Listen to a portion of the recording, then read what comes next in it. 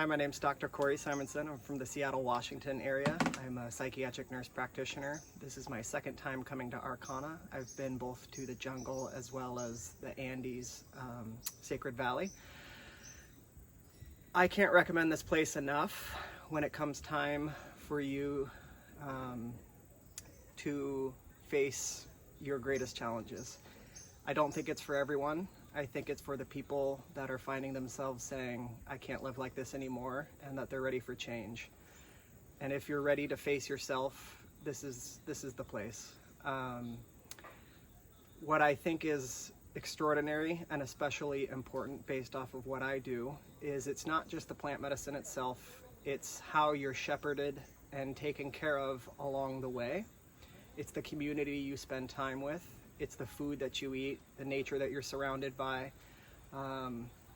the way that people speak to each other, the space and time that they give one another to ask questions, to allow fear to be heard and understood.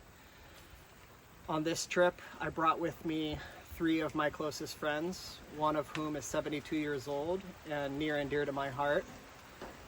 And I knew that he would be faced with some challenges that I wasn't going to be able to talk him out of, despite how deep our friendship goes.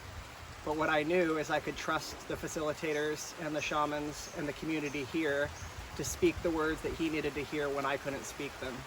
And that carried him home through the rest of the trip, and it ended up being one of the best trips of his life, per his own words.